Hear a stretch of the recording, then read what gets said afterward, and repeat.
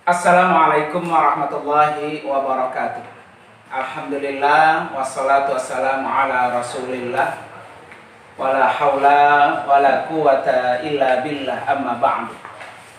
Qala rabbi shrah li sadri wa yassir li amri wahlul 'uqdatam min lisani yafqahu qawli waj'al li waziran min ahli. Subhanaka la ilma lana illa ma 'allamtana innaka antal alimul hakim. Shadaqallahul azim. Para pemirsa yang dirahmati oleh Allah Subhanahu wa taala. Sekarang ini kita sudah berada di kondisi new normal atau normal baru. Dengan kondisi new normal ini, yang harus kita lakukan adalah selalu berhati-hati, karena di sekeliling kita masih dilingkari yang namanya virus corona atau COVID-19 ini. Terutama yang harus kita siapkan adalah fisik, kekuatan fisik kita. Karena dalam hadis Rasulullah SAW menyatakan, al-mu'minul qawiyyu khairun wa ahabbu minal mu'minid dha'if. Rawahu Muslim. Bahwa orang mukmin yang kuat itu lebih baik dan lebih dicintai Allah daripada mukmin yang dhaif. Para pemirsa yang dirahmati oleh Allah Subhanahu wa taala, kekuatan yang harus kita lakukan adalah kekuatan secara fisik, baik urusan dunia maupun urusan akhirat. Bekerja selama di dunia, modalnya adalah kekuatan fisik.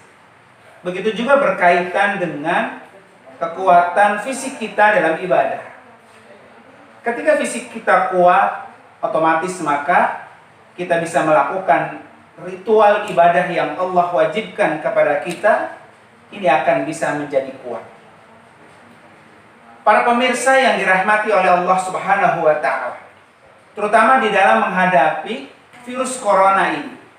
Kalau fisik kita kuat, otomatis maka virus yang sangat ditakutkan oleh banyak orang di dunia ini, kita akan bisa terhindar dari itu. Dan fisik yang kuat ini sudah pasti adalah bersumber dari pola hidup dan pola makan yang sehat. Karena itu pula Allah Subhanahu wa taala berpesan dalam surah Al-Baqarah ayat 168. Ya ayyuhan nas kulu mimma fil ardi halalan thayyiban wa la tattabi'u khutuwatis syaitan innahu lakum aduwwum mubin. Kata Allah, wahai para manusia, makanlah yang halal lagi baik, yang terdapat dari bumi, dan janganlah engkau mengikuti langkah-langkah setan, karena setan itu adalah musuh yang nyata bagimu. Para pemirsa yang dirahmati oleh Allah Subhanahu wa taala, bahwa ketika Allah wajibkan kepada kita, kepada semua manusia, ayat ini khitabnya bukan hanya kepada orang yang beriman, tetapi kepada seluruh umat manusia. Ketika ingin sehat, fisiknya ingin kuat, maka kuncinya adalah makanlah dengan yang halal dan baik. Dua poin ini yang Allah pesankan dalam surah Al-Baqarah ayat 168 ini. Halal dan baik. Ketika halal yang kita konsumsi, ketika baik yang kita makan, maka insya Allah segala malapetaka, termasuk virus corona yang mengancam dunia ini, tidak akan kita dapatkan. Para pemirsa yang dirahmati oleh Allah Subhanahu wa taala, new normal ini juga sangat berkaitan erat yang namanya dengan kebersihan. Di mana kata Rasulullah dalam hadis riwayat Imam Muslim, at-tahuru syatrul iman, bahwa kebersihan, kesucian itu adalah bagian atau sebagian daripada iman. Oleh karena itu di dalam kitab Mau'izatul Mu'minin min Ihya'i Ulumuddin, ringkasan dari kitab Ihya Ulumuddin. Ada 4 hal yang wajib disucikan di dalam kondisi new normal ini. Yang pertama adalah tathhiruz zahiri 'anil ahdas. Bahwa yang harus kita lakukan ini menjadi awal dari segalanya. Suci dari hal-hal yang zahir, yang nampak di mata kita. Suci dari hadas, suci dari najis. Ini harus kita lakukan. Karena ketika kita suci dari hadas, suci dari najis, bukan hanya sehat buat jasmani kita, tetapi juga bisa diterima segala nilai amal ibadah kita ketika kita melakukan kesucian secara zahir. Dan ini pesannya Syekh Al-Imam Al-Ghazali dalam ringkasannya kitab Ihya Ulumuddin. Kemudian yang kedua, setelah zahirnya bersih dari hadas, bersih dari najis, meningkat. Yang harus kita bersihkan adalah tathhirul jawarih 'anil jara'im wal asam. Kita harus membersihkan diri kita dari segala dosa, dari segala perbuatan jahat, dari menzolimi orang lain, menyakiti orang lain, menuduh, penyakit hasad, penyakit dengki, dan lain sebagainya. Jadi bukan hanya zahirnya yang kita bersihkan, tetapi juga bagian perbuatan dosa kita, baik kepada Allah maupun kepada sesama manusia. Ini harus kita bersihkan jika kita ingin terhindar dari segala macam penyakit. Karena penyakit-penyakit yang ada dalam diri kita dan lingkungan kita, ini tidak lepas karena dosa-dosa dan kemaksiatan yang kita lakukan begitu banyak dan sering kita lakukan. Sehingga datanglah yang namanya murka Allah. Tetapi ketika kita sebaliknya bertakwa, beriman kepada Allah, Allah sudah janji, "Lau anna ahlal qura amanu wattaqau la fatahna 'alaihim barakat minas sama'i wal ard."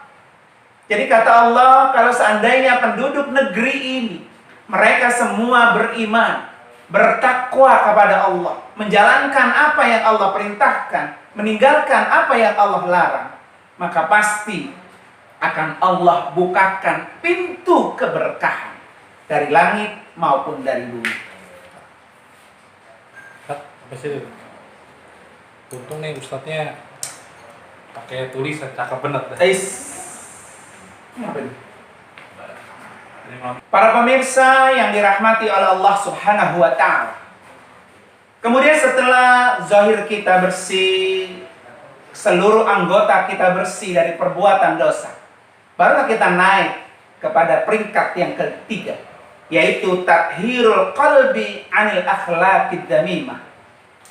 Jadi bukan hanya fisik yang bersih, bukan hanya anggota badan kita yang bersih dari segala perbuatan dosa dan pekerjaan yang dilarang oleh Allah, tetapi hati kita sebagai sentral, sebagai sutradara yang menggerakkan semua aktivitas jasmani kita, maka dia harus dibersihkan.